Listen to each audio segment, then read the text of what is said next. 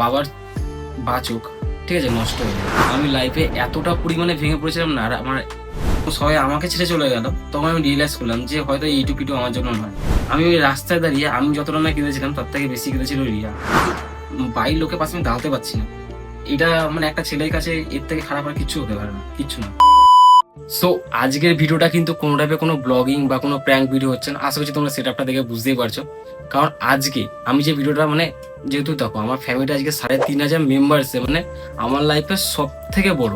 মানে আমি কখনো ভাবিনি যে আমার একটা ইউটিউব চ্যানেলে 3,500 মানে মানুষজন তারা আমাকে সাপোর্ট করবে।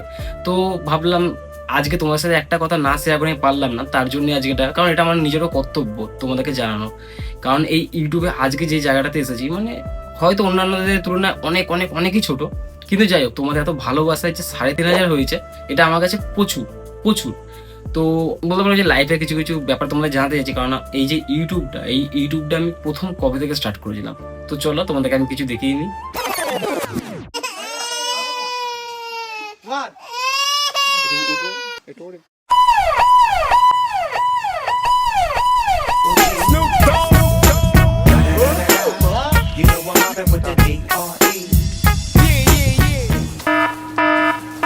এই আর 10 মিনিট বাকি, সবাই খাতা বেঁধে নিয়ে রেখো। প্রশ্ন উঠে গেছে। এই ভদ্রভাবে লেখ সবাই।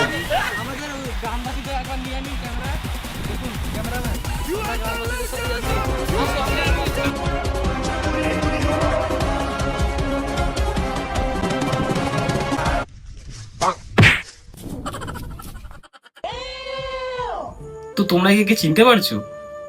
এটাই কিন্তু আমি, তোমাদের প্রিয় তমাল। আর ঠিক এই সময়টা করেই কিন্তু আমি 2017-তে প্রথম আমার ইউটিউব ভিডিও শুরু করেছিলাম। ঠিক এরকম টাইপের ভিডিওগুলো করতাম। তো দেখতে থাকো আরো কি কি করেছি, সবকিছু তোমার সাথে শেয়ার করবো। না, আমি সেটা এখন বলেছি। আমি জানি তুই কার সাথে এখন কথা বলিস না, তাই বললাম। না, তুই ভুল জানতিস।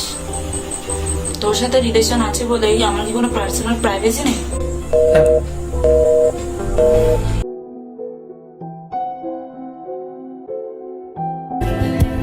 গল্পেরা ওই ঘাটে তোর টিমে। তো তোমরা তো ভাই সবকিছু ভালো করে দেখতেই পেলে যে আমি ওই সময়টা কি কি করেছি। মানে তোমরা বলতে পারো যে এই 2017 থেকে 20 পর্যন্ত আমার কিন্তু টাইমটা এভাবে কেটেছিল। কারণ দেখো সেই সময় পড়াশোনা করতাম, খেলাধুলাও ছিল, আর তার সাথে সাথে এরকম ভিডিওগুলোও করতাম। আমি বুঝতে পারছি যে একটা ওই বয়সের ছেলের মধ্যে কি হয়। তো এই করতে আমার 2017 থেকে 2020 পর্যন্ত পুরো টাইমটা আমার এইভাবে কাটলো। কারণ কিন্তু এরপর থেকে আসলো লকডাউন, তোমরা সবাই জানো। প্রথম প্রথম কিন্তু আমার কিন্তু কিছুই মনে হয়নি, কারণ তখন বলতে পারো না অতটা কাজবাজ করতাম না। হ্যাঁ করতাম টুকটাক ওই ক্যাটারিং, তারপর এটা ওটা। যাই হোক প্রথম দিকে তো আমি মানে অতটা গুরুত্ব দিইনি, কিন্তু না লকডাউনের সাথে সাথে একই বুঝতে পারছো যে তোমরা তো জানোই যে আমার ফ্যামিলি, আমার বাড়ি ঘর কিরকম। আর তখন তো এর থেকেও খারাপ অবস্থা ছিল। তো লকডাউন পড়ার পর কিন্তু মানে ফ্যামিলিতে খুবই একটা আর্থিক সমস্যা দেখা দিয়েছিল। আর তোমরা জানো তখন প্রথম যে আমফান যে ঝড়টা হয়েছিল, সেই সময় আমাদের এখন এই ঘরটা বলতে তাও টিন আছে, তখন এই ঘরটা পড়েছিল টালি। মানে ওটা থেকে বৃষ্টির সময় জল পড়তো সবই হতো। ওই আমফান ঝড়ে পুরো টালি শুধু পুরো কিন্তু ভেঙে পড়ে গেছিল। আর তখন থেকে আমার লাইফের সব থেকে কঠিন সময়গুলো শুরু হয় ওই বয়সে। তখন আমি অনেক কাজবাজ খোঁজার চেষ্টা করেছিলাম, খুঁজে খুঁজে তারপর একটা কাজবাজও পেয়েছিলাম। ঠিক আছে, তো আমি ওটাতে ঢুকেছিলাম। ওটা কলকাতা একটা ডাল হাউসে ইম্পোর্ট এক্সপোর্টের একটা জাস্ট মানে অফিস টাইপে বলতে পারো। তো ওখানে আমি কাজবাজ করতাম। তো ওই করে করেই মানে কিছু টাকা লোন ফোন নিয়ে এই ঘরটা করা টরা। তো এইভাবে করতে হবে না, তখন আমি কাজবাজের মধ্যে ঢুকে পড়েছিলাম। কিন্তু মনের মধ্যে না ওই মানে যে ভিডিওটা বানাতাম, হয়তো আমি 2017 থেকে 20 পর্যন্ত টাইমটা নষ্ট করেছিলাম, কিছু মানে লাইফে সাকসেস হতে পারিনি। কিন্তু তাও না ভিডিও বানানোর প্রতি এতটা একটা ভালোবাসা ছিল, মানে ঠিক বলার নয়। যাই হোক, তো এরকম করে কাজ করতাম, কাজ করতে হতো না 2021 আসলো ফার্স্ট। মানে 2020 চলে গেল, লকডাউনের শেষের দিক থেকে আমি কাজে ঢুকলাম 2021 থেকে কাজে ঢুকলাম। অফিসের মধ্যে কাজে ঢুকে আমি কাজ করতাম 2022 সাল পর্যন্ত করেছি, মানে টোটাল 1 বছরের মতো। তো ওখান থেকে আমি আমার বাড়ির সব লোন ফোনগুলো সব শোধ করছিলাম। কিন্তু ওখান থেকে বিশ্বাস করো আমি আমার টিফিনের টাকা, মানে ওটা আমাদের শনিবার করে টিফিনের টাকা দিত আমার টিফিন খাওয়ার জন্য, আমি সেটাও কিন্তু খেতাম না, আমি সেটাকেও জমিয়ে রাখতাম। তো এইভাবে আমি গাড়ি ভাড়া টাড়ি সব রকমের মোটামুটি অ্যারেঞ্জ করে কিছু কিছু টাকা করে জোগাড় করতাম মাঝখানে। ওই করে করে 1 বছর পর আমি একটা সেকেন্ডের একটা ডিএসএলআর কিনি, আমি আর আমার একটা বন্ধু তমাল, ওর নামও তমাল। তো দুজন মিলে একটা কিনি, কারণ আমার বরাবর ইচ্ছে ছিল যে আমি যাই করি না কেন আমি কিন্তু ইউটিউবের দিকেই করবো। ঠিক আছে, তো তখন আমি প্রথম অত টাকা 30,000 টাকা দিয়ে অনেক রিস্ক নিয়ে আমি কিন্তু ওই মানে ডিএসএলআরটাকে কিনেছিলাম। তো তারপরে আমি তোমাদেরকে দেখাচ্ছি যে ডিএসএলআর কেনার পর আমি কি কি কাণ্ড করেছি। কিন্তু আচ্ছা আগে তোমরা দেখে নাও, তারপর আমি বাকি তোমার শেয়ার করছি। हाँ मुझको हुई ना खबर, चोरी चोरी छुप छुप कर रास्ते मगर खो जाते हैं, हर दिन तो पागल है दिल दीवाना है, हाय बिन सोचे जा बैठी मैं नैनों की, ले गई दिल ले गई हाँ ले गई जिंदगी मांगू रब से तेरी खुशियाँ ये मेरी हो।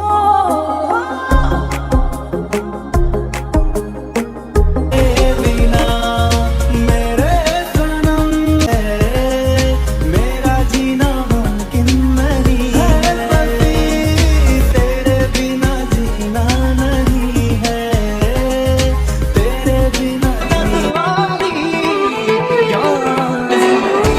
इश्क पे हाँ मिटा दूं लुटा दूं मैं अपनी खुदी,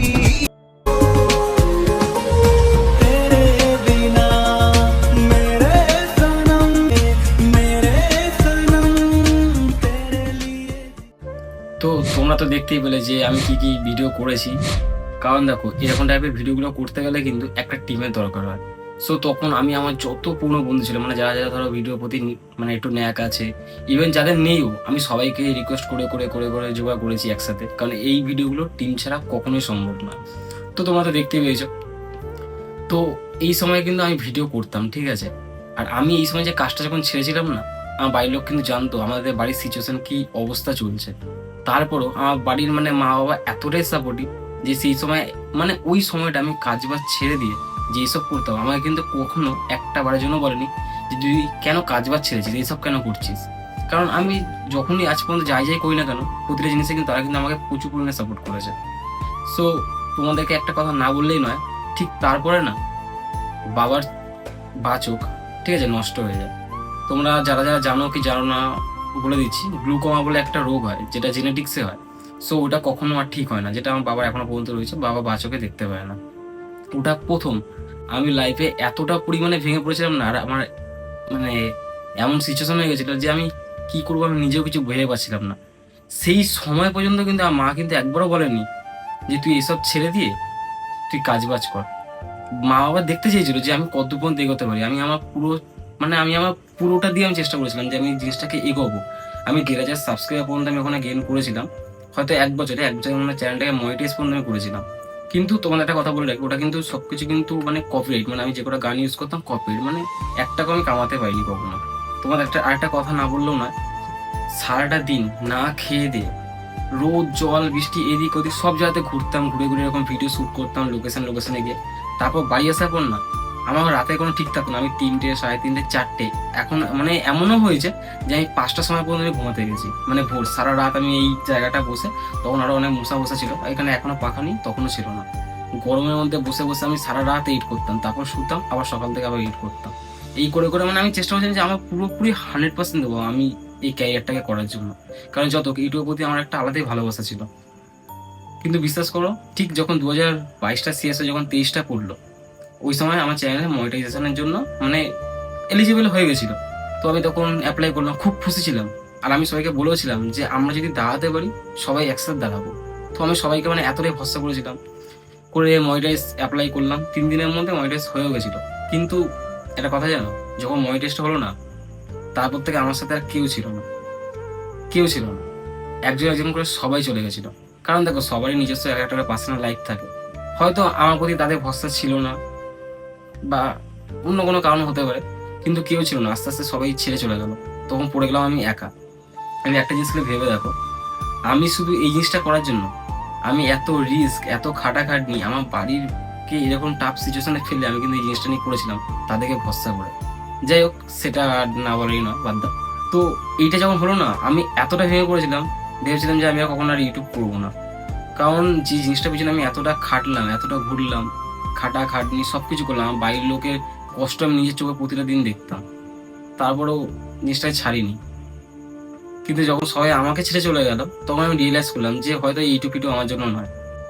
তো এটা ছাড়ার পরেই আমি বুঝে গেছিলাম। আর আমি একটা তোমাকে বলে রাখি, আমি কিন্তু একটা কম্পিউটারও কিনেছিলাম, যেটাতে আমি এডিটিং করতাম, মানে ওটাও ধার দেনা করে তুমি ভাবো ওই সময় আমি টাকা একটু একটু করে জোগাড় করে মাকে বলে, মাকে রিকোয়েস্টে মায়ের থেকেও টাকা ধার নিয়ে, ঠিক যেমন এখন ফোনটা যেমন কিনেছি ওরকমই, বলতে কেমন লাগছে, এই করে করে আমি একটা কম্পিউটার কিনেছিলাম।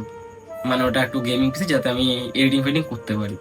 তো যখন ইউটিউব চ্যানেলটা যখন আমি দেখলাম দাঁড়ানো করার আমার সাথে কেউ নেই, আমি বুঝেছিলাম যে আমার একার দ্বারা হবে না, কারণ আমি যে কন্টেন্ট চালু করেছিলাম ওই কন্টেন্ট টিম ছাড়া অসম্ভব। তো আমি ওইটাকে বিক্রি করেছিলাম, মানে কম্পিউটারকে একটু কম দামের মধ্যে বিক্রি করেছিলাম।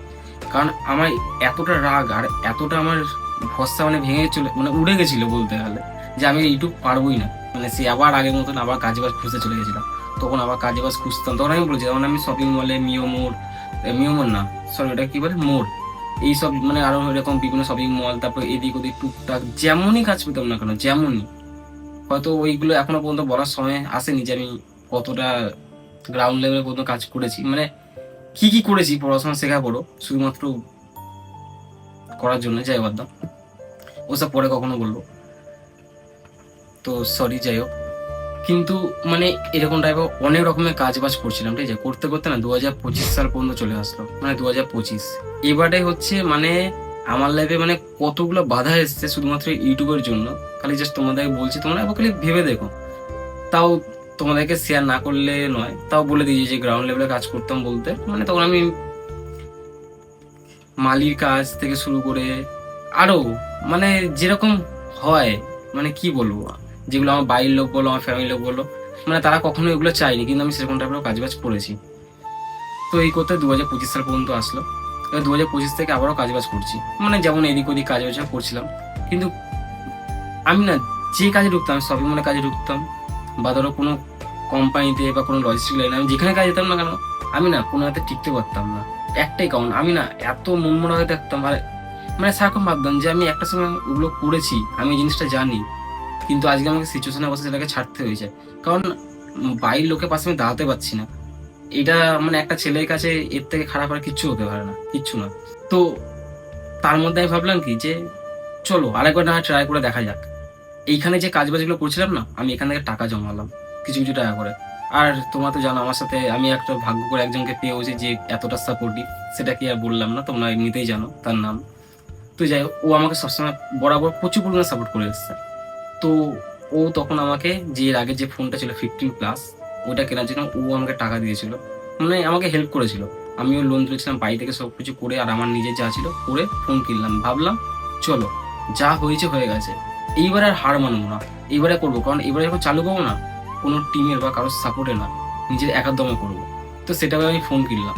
ফোন কেনার পর যেহেতু তখন আমি কাজ বাজ করতাম, তো আমি ভেবেছিলাম দেখো ফোন যে মানে কাজ বাজ আমি এখনো করি, ঠিক আছে। তো আমি ভাবলাম কি এখন হুট করে আমি কাজটা ছেড়ে দিলে আমার হবে না, অন্তত কাজ করতে করতে এই ফাঁকে ফাঁকে আমি ভিডিওগুলোকে স্টার্ট করবো, তবে একটা সময় গিয়ে আমি এটাকে পুরোপুরিভাবে ধরবো।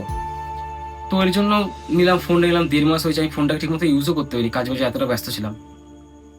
এই করতে করতে ঠিক আমি ভাবলাম যে আমি যখন থেকে ভিডিওটা স্টার্ট করবো 29শে ডিসেম্বর, সেইকে আমাদের অ্যানিভার্সারি ছিল, আমি কলকাতা গেছিলাম। আমি কখনো তার আগে ইকো পার্ক বলো, ভিক্টোরিয়া বলো, আমি কখনো যাইনি, প্রথম গেলাম।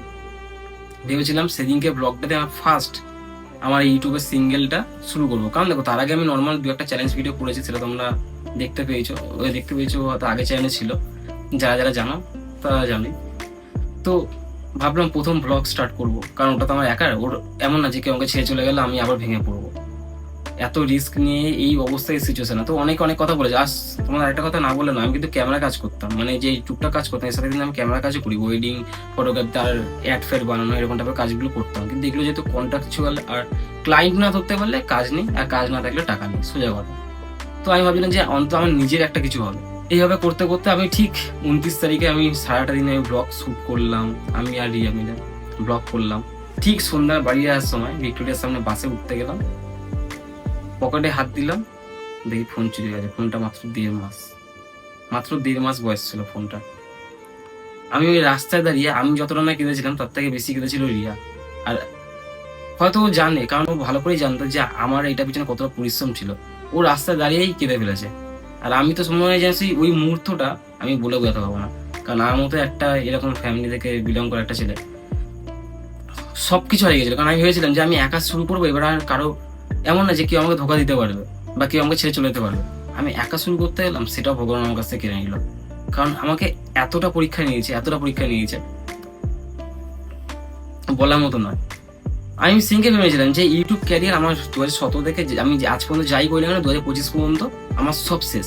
আমাকে ভগবান বুঝিয়ে দিয়েছে যে তোর জন্য এসব জিনিস নয়। কারণ আমার কাছে যে জিনিসটা শেষ সম্বলটা ছিল সেটাকেও নিয়ে নিল। তারপর কি বলবো, এইভাবেই আমি না তারপরেও ভেবেছিলাম মানে এখন যে এই ফোনটা কেনার পিছনেও ইতিহাস আছে। কারণ আমি ভেবেছিলাম যে আর ভিডিও করবো না, কিন্তু সেটা কিন্তু আমি সেদিন রাতটাই ভেবেছিলাম, যেদিন রাতে আমার ফোন হারিয়েছিল সেদিন রাতে কেঁদেছিলাম, ভেবেছিলাম। কিন্তু বিশ্বাস করো, আমি জানি না আমার মনের মধ্যে কি করে এতটা জোর আসলো। পরের দিন সকাল থেকে না আমার মধ্যে জোর মানে কষ্ট থেকে বেশি না জেদ চলে এসেছিল, যে দেখতে চাই যে আমার সাথে আর কত কিছু হতে পারে। আমি একটা জিনিসে যখন এগোচ্ছি, আমাকে যখন এত কিছুতে এত কিছুতে বাধা আমাকে পেতে হচ্ছে, আমি এই জিনিসটা আর হার মানবো না। এবার যা হবে হোক, যেটা হওয়া সেটাই হোক, আমি আর কোনো কিছুতে আটকাবো না, আমি ভেবেই নিয়েছিলাম। কারণ ওই জেরেতেই না আমি কাজ করে করে লোন তুলে, রিয়ার সাপোর্ট পেয়ে, বাড়ির লোকের সাপোর্ট পেয়ে। কারণ সবাই জানে, তুমি ভাবো কোন বাড়িতে এরকম ফ্যামিলিতে এরকম মা বাবা পাওয়া যায় যে এত কিছু করার পরে সে সাপোর্ট করতে পারে একটা এই বয়সের ছেলেকে। তো সরি, ভিডিওটা একটু নিয়ে কেটেছিলাম। তো যাই হোক, দেখো আমার সাথে একদূর পর্যন্ত যা যা হয়েছে আমি সবকিছু তোমার সাথে শেয়ার করেছি। আর এরপর থেকে আমার সাথে যা যা হবে সেগুলো তো তোমরা আছো, তোমরা দেখতেই পাবে। আর হয়তো এই ভিডিওটা ছাড়তে 3,500 মানে বেশি হয়তো ফলোয়ার হয়ে যেতে পারে, মানে সাবস্ক্রাইবার। তো যাই আমি ভিডিওটা কবেকে আপলোড করতে পারবো। আর একটা কথা, আমি কিন্তু ভালো জিনিস বানাতে আমারও ইচ্ছে হয়, কিন্তু আমি যখন বানাই না, আমি তখন দেখি কি লোকের থেকে সাপোর্ট পাই না। এদিকে খারাপ জিনিস বানালে দেখি ভিউজ পড়ে, এদিকে লোকে আমাকে বলতেও চায় না। তো আসলে তোমরা আমার চ্যানেলে গেলে তোমরা সেটাও দেখতে পাবে। তো একটাই কথা বলার আছে যে দেখো, আমার ভালো জিনিস বানাতে আমাকে তো পার্সোনালি আমার খুব ভালো লাগে, ওরকম টাইপের কিছু যেটা সমাজের কাছে একটা ভালো বার্তা যায় সেরকম ভিডিও বানাতে। কিন্তু সেই জিনিসগুলোতে আমি সাপোর্ট পাই না। তো তোমরা যদি সাপোর্ট করো তো আমি নিশ্চয়ই আমি ওরকম টাইপের কন্টেন্ট নিয়ে এগোবো।